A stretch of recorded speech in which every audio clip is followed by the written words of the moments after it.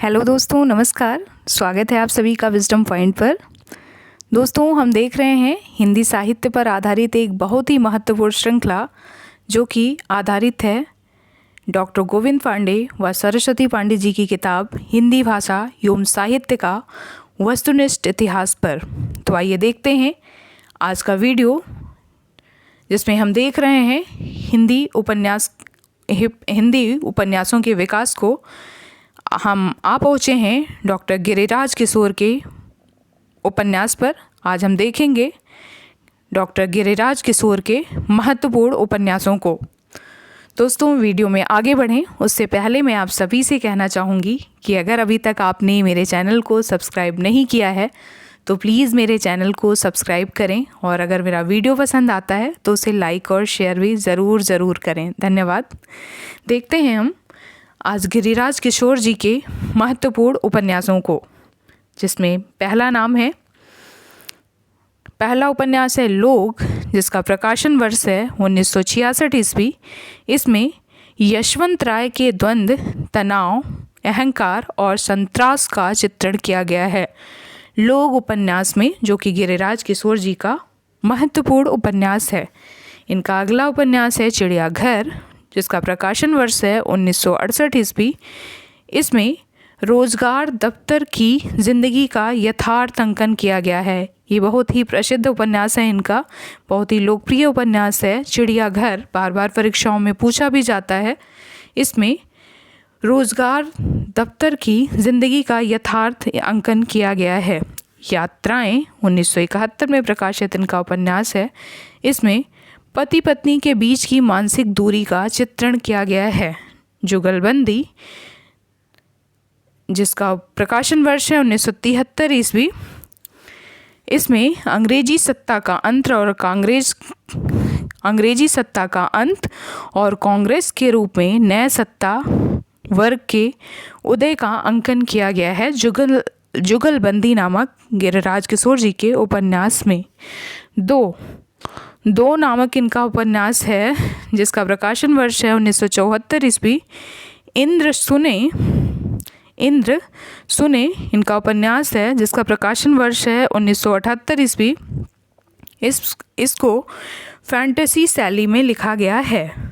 इनका उपन्यास है इंद्र सुने, जिसको फैंटेसी शैली में लिखा गया ये उपन्यास है। इसका प्रकाशन वर्ष है 1978 ईस्वी। इनका अगला उपन्यास है दावेदार, जिसका प्रकाशन वर्ष है 1979 ईस्वी। दावेदार, जिसका प्रकाशन वर्ष 1979 ईस्वी है। इनका अगला उपन्यास है यथा प्रस्तावित, जिसका प्रकाशन वर्ष 1982 ईस्वी है। इसमें सरकारी कर्मचारियों के क्रूरता भरे व्यवहार का चित्रण किया गया है। यथा प्रस्तावित में तीसरी सत्ता, जिसका प्रकाशन वर्ष 1982 ईस्वी है। इसमें आधुनिक नारी के दाम्पत्य संबंध में उत्पन्न जटिलताओं का अंकन किया गया है। परिशिष्ट 1984 में प्रकाशित इनका उपन्यास है। इसमें तकनीकी शिक्षा संस्थानों में हरिजन विरोधी वातावरण का चित्रण किया गया है। असलाहा 1987 में प्रकाशित इनका उपन्यास है। इसमें वर्तमान दुनिया में हथियार संग्रह की होड़ का चित्रण किया गया है। अंतर्ध्वंस नामक उपन्यास, जिसका प्रकाशन वर्ष 1990 ईस्वी है। इसमें तीसरी दुनिया के देशों की युवा प्रतिभाओं के अमानवीय शोषण का अंकन किया गया है अंतर्ध्वंस नामक उपन्यास में। तो ये थे गिरिराज किशोर जी के उपन्यास। गिरिराज किशोर जी का अगला उपन्यास है ढाई घर, जिसका प्रकाशन वर्ष है 1991 ईस्वी। इसमें समाज, मनुष्य और प्रतिष्ठानों के बदले रिश्तों का चित्रण किया गया है ढाई घर नामक उपन्यास में। पहला गिरमिटिया, जो कि इनका बहुत ही लोकप्रिय उपन्यास है। इसका प्रकाशन वर्ष 1999 ईस्वी है। इसमें महात्मा गांधी के जीवन चरित्र को आधार बनाया गया है पहला गिरमिटिया नामक उपन्यास को। एक आग दरिया है इनका एक और उपन्यास है। इसका प्रकाशन वर्ष है 2007 ईस्वी। अगले जो उपन्यासकार हैं उनका नाम है महेंद्र भल्ला। आइए देखते हैं इनके प्रमुख उपन्यासों को। महेंद्र भल्ला जी का प्रमुख उपन्यास है एक पति के नोट्स। एक पति के नोट्स उपन्यास का प्रकाशन वर्ष है 1967 ईस्वी। इसमें आधुनिक दाम्पत्य जीवन की समस्याओं को चित्रित किया गया है। अगला उपन्यास है दूसरी तरफ, जिसका प्रकाशन वर्ष 1967 ईस्वी है। इसमें प्रवासी जीवन की विडंबना और संत्रास का चित्रण किया गया है। उड़ने के पेस्तर 1987 ईस्वी में प्रकाशित इनका उपन्यास है। इसमें प्रवासी जीवन की विडंबना और संत्रास का चित्रण किया गया है। इनका अगला उपन्यास दो देश और तीसरी उदासी 1997 ईस्वी में प्रकाशित हुआ था। तो इन्होंने अपने उपन्यासों में प्रवासी जीवन की विडंबनाओं पे प्रकाश डाला है।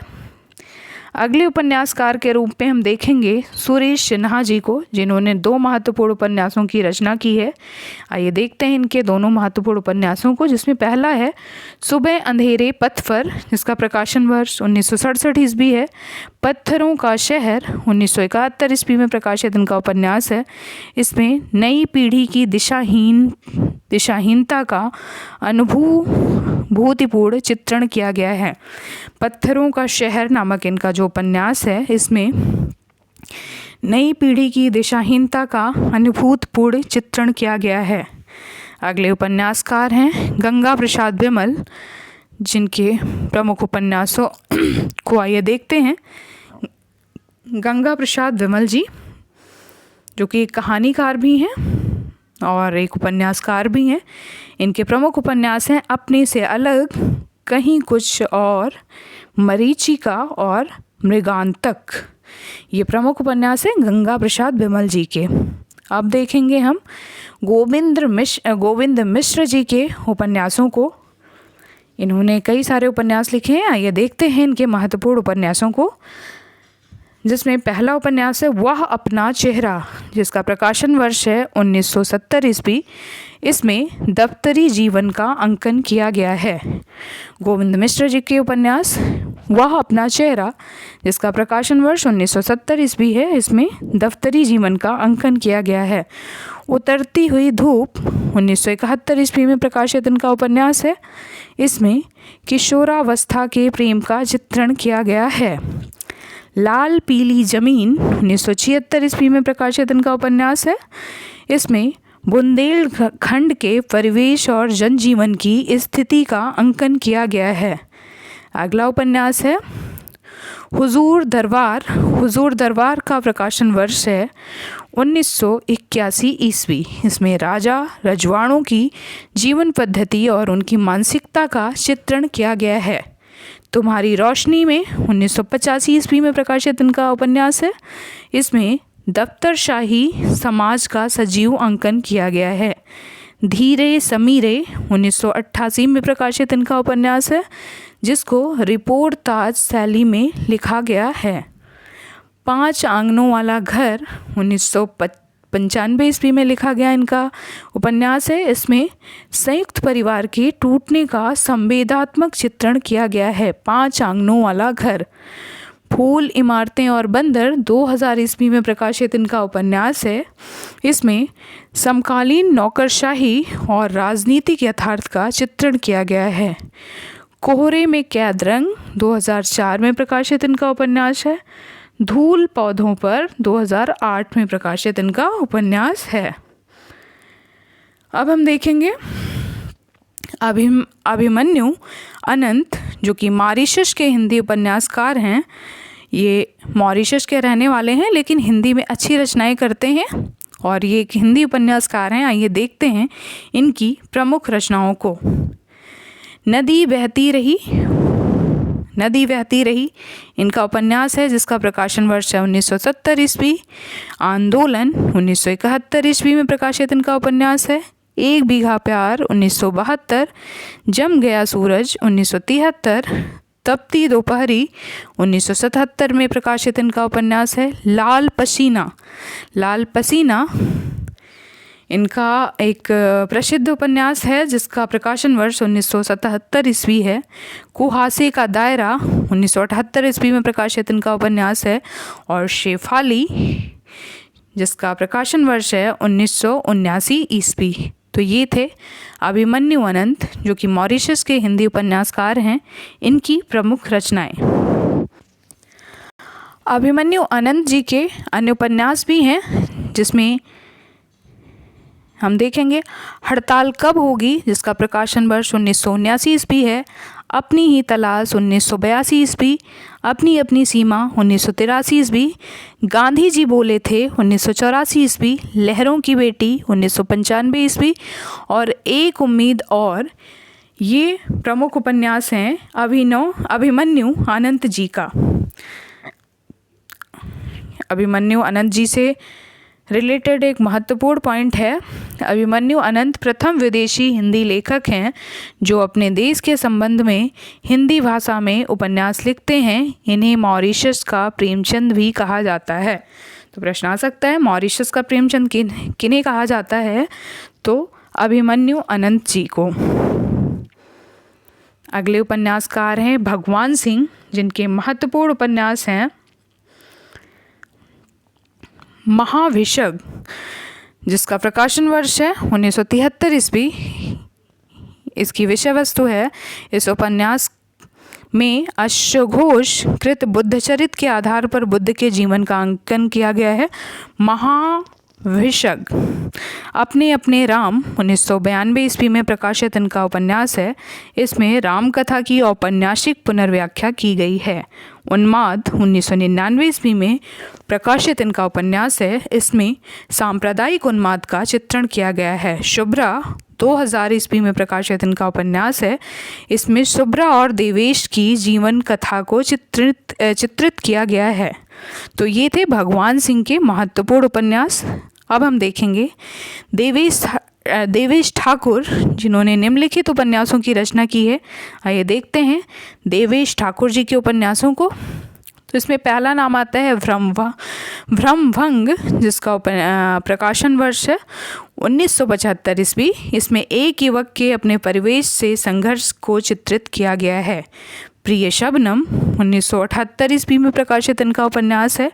इसमें निम्न मध्य वर्ग के युवक की मानसिकता का अंकन किया गया है। जनगाथा 1985 ईस्वी में प्रकाशित इनका उपन्यास है। और गुरुकुल 1989 ईस्वी में प्रकाशित देवेश ठाकुर जी का उपन्यास है। अगले उपन्यासकार हैं कामता नाथ जिन्होंने ढेर सारे उपन्यासों की रचना की है। ये देखते हैं इनके प्रमुख उपन्यासों को। इनके उपन्यास हैं समुद्र तट पर खुलने वाली खिड़की जिसका प्रकाशन वर्ष 1975 ईस्वी है। यह हैं कामता नाथ जी के प्रमुख उपन्यास। एक और हिंदुस्तान 1977 ईस्वी में प्रकाशित इनका उपन्यास है जिसमें जेल की जिंदगी का चित्रण किया गया है। तुम्हारे नाम 1979 ईस्वी में प्रकाशित कामता नाथ जी का उपन्यास है जिसमें किशोर प्रेम का चित्रण किया गया है। काल कथा 1998 ईस्वी में प्रकाशित इनका उपन्यास है जिसमें सन 1918 से 1929 तक की कालावधि के उत्तर भारतीय जीवन का अंकन किया गया है। पिघलेगी बर्फ 2006 ईस्वी में प्रकाशित इनका उपन्यास है। इसमें मनुष्य की परिस्थिति जन्य जीवन यात्रा का चित्रण किया गया है। अगले उपन्यासकार हैं योगेश गुप्त जी। इनके प्रमुख उपन्यास हैं अधिकार विसर्जन, उनका फैसला, पहला अंत, छोटे बड़े डर, अकारण, उपसंहार और अनायास। ये हैं योगेश गुप्त जी के प्रमुख उपन्यास। अगले उपन्यासकार हैं रविंद्र वर्मा जी जिनके उपन्यास हैं किस्सा तोता सिर्फ तोता, किस्सा तोता सिर्फ तोता जिसका प्रकाशन वर्ष है 1977 ईस्वी। गाथा शेख चिल्ली 1981 ईस्वी में प्रकाशित इनका उपन्यास है। माँ और अश्वत्थामा जिसका प्रकाशन वर्ष 1984 ईस्वी है। इसमें अश्वत्थामा के प्रतीक छाया के रूप में रमेश लाल का चित्रण किया गया है। रविंद्र वर्मा जी का अगला उपन्यास है जवाहर नगर जिसका प्रकाशन वर्ष 1995 ईस्वी है। इसमें सन 1975 की आपातकाल की राजनीतिक स्थिति पर आधारित ये उपन्यास है। जवाहर नगर 99 1998 ईस्वी में प्रकाशित रविंद्र वर्मा जी का उपन्यास है। इसमें मध्यवर्गीय परिवार की जिंदगी और मानसिकता का अंकन किया गया है। पत्थर ऊपर पानी 2000 ईस्वी में प्रकाशित रविंद्र वर्मा जी का उपन्यास है। इसमें वृद्धावस्था की स्थितियों और अनुभूतियों का अंकन किया गया है। मैं अपनी झांसी नहीं दूंगा 2004 ईस्वी में प्रकाशित इनका उपन्यास है। इसमें अर्थ प्रधान अमानवीय संस्कृति के विरोध का अंकन हुआ है। 10 बरस का भंवर जो कि 2008 में प्रकाशित इनका उपन्यास है। तो ये थे रविंद्र वर्मा जी के प्रमुख उपन्यास। मिलते हैं अपने नेक्स्ट वीडियो में, तब तक के लिए नमस्कार।